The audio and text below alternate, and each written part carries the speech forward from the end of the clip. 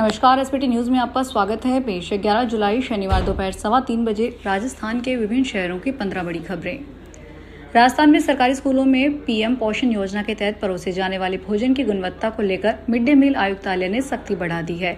अब खाद्यान्न के भंडारण से लेकर उपयोग तक हर चरण की निगरानी होगी। यदि बच्चों को खराब, नमीयुक्त, फफूंद लगा या एक्सपायरी के करीब पहुंचा खाद्यान्न परोसा गया तो संबंधित अधिकारियों और जिम्मेदार कार्मिकों के खिलाफ कार्रवाई की जाएगी।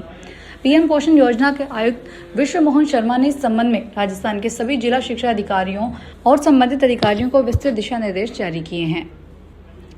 ब्रिटेन में भीषण गर्मी के चलते राष्ट्रीय स्वास्थ्य सेवा के अस्पतालों के हालात बहुत खराब हो गए हैं। आलम यह है कि सर्जनों को मजबूरन ऑपरेशन बीच में ही रोकने या टालने पड़ रहे हैं। दरअसल अस्पतालों की पुरानी इमारतों में अत्यधिक तापमान और उमस के कारण डॉक्टर और नर्स डिहाइड्रेशन और बेहोशी का शिकार हो जा रहे हैं। उन्हें चक्कर आने लग रहे हैं। सर्जरी के दौरान किसी भी गंभीर स्थिति से बचने के लिए डॉक्टरों को बीच बीच में अपने स्क्रब हटाकर शरीर को ठंडा करने और पानी पीने के लिए जाना पड़ रहा है। राजस्थान लोक सेवा आयोग की ओर से सीनियर टीचर भर्ती एग्जाम कल से शुरू होगा। ये भर्ती कुल 9,651 पदों पर की जाएगी। इस परीक्षा में 12,30,000 से अधिक कैंडिडेट रजिस्टर्ड हैं। 27 जिलों में सेंटर बनाए गए हैं। एग्जाम के लिए एडमिट कार्ड अपलोड कर दिए गए हैं। एग्जाम को 4 वर्गों में बांटा गया है और 18 जुलाई 2026 तक चलेंगे। एग्जाम सेंटर पर अभ्यर्थी को एग्जाम शुरू होने के 60 मिनट पहले तक ही एंट्री दी जाएगी। इसलिए अभ्यर्थी परीक्षा शुरू होने से 60 मिनट पहले ही सेंटर पर पहुंच जाएं, वरना एग्जाम से वंचित रह सकते हैं। सराफा बाजार में सोने की कीमत 400 रुपए से बढ़कर 1,48,500 रुपए प्रति 10 ग्राम हो गई है। वहीं चांदी की कीमत में 5,000 रुपए का उछाल आया। तेजी के कारण कारोबारियों के नीचे के मूल्य पर लिवाली और अमेरिकी डॉलर में कमजोरी रुक के बाद कीमती धातुओं की मांग में तेजी आई थी। कारोबारियों का कहना है कि यह सुधार डॉलर सूचकांक के लगातार तीसरे स्तर में कमजोर होने की वजह से आया, जिससे कीमती धातुओं की मांग बढ़ी। साथ ही इस हफ्ते की शुरुआत में सोने की कीमत एक हफ्ते के निचले स्तर पर पहुंचने के बाद निवेशकों ने कम कीमतों का फायदा उठाते हुए लिवाली की।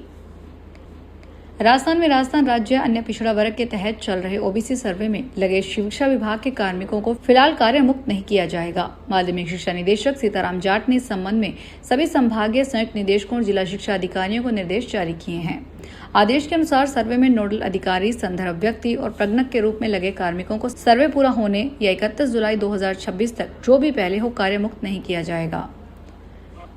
भारतीय रेलवे की ऑनलाइन टिकट बुकिंग के लिए जल्द नई वेबसाइट आने वाली है। आईआरसीटीसी को लेकर खबर है कि वह जल्द ही नई वेबसाइट पर बीटा वर्जन पेश करने वाला है। नई वेबसाइट में ग्राहकों के पहले की तरह स्लो इंटरफेस, बार बार उलझाने वाले कैप्चा और पॉप्स का सामना नहीं करना पड़ेगा। आईआरसीटीसी की नई वेबसाइट के बीटा वर्जन का रेलवे के टॉप ऑफिशियल और एमएनआईटी जयपुर के छात्रों ने रिव्यू किया है। रेलवे अधिकारियों और छात्रों इसमें कुछ बग्स के बारे में जानकारी दी। इन बग्स को फिक्स करने के बाद जल्द इस वेबसाइट का पब्लिक बीटा जारी किया जा सकता है। संभव है कि 15 जुलाई तक इस वेबसाइट का पब्लिक बीटा जारी हो सकता है। अच्छी बारिश, समृद्धि, सुख शांति और मानवता के कल्याण की कामना को कला के माध्यम से अभिव्यक्त करने का राजस्थान का अनूठा कला उत्सव रंग मल्हार इस वर्ष अपने 70वें संस्करण के साथ कल 12 जुलाई रविवार को आयोजित होगा। वरिष्ठ चित्रकार विद्यासागर उपाध्याय की संकल्पना पर आधारित यह आयोजन जयपुर में राजस्थान ललित कला अकादमी परिसर में आयोजित किया जाएगा। इस वर्ष रंग मल्हार की थीम संदूक रखी गई है। कभी हर घर की पहचान और विरासत का प्रतीक रही संदूक या पेटी को कलाकार अपनी कल्पनाओं और रंगों से नई अभिव्यक्ति देंगे। राजधानी दिल्ली के ऐतिहासिक धरोहर लाल किले को धमकी भरी मेल आया है। इस कॉल के बाद सुरक्षा एजेंसियां अलर्ट मोड पर आ गई है। यह धमकी भरा कॉल दिल्ली पुलिस को नहीं बल्कि मुंबई पुलिस को आया था। पुलिस ने इस मामले की गंभीरता को देखते हुए यह जानकारी दिल्ली पुलिस कंट्रोल रूम को साझा की गई। इसके बाद से लाल किले के आसपास की सुरक्षा पहले से ज्यादा कड़ी कर दी गई। इसके बाद परिसर में अच्छी तरह से जांच पड़ताल की गई, लेकिन वहां कोई भी संदिग्ध वस्तु नहीं मिली है। भरतपुर में एक स्कूल के प्रिंसिपल का ट्रांसफर होने से नाराज ग्रामीणों ने शनिवार को प्रदर्शन किया। मामला जटमासी में राजकीय उच्च माध्यमिक विद्यालय का है।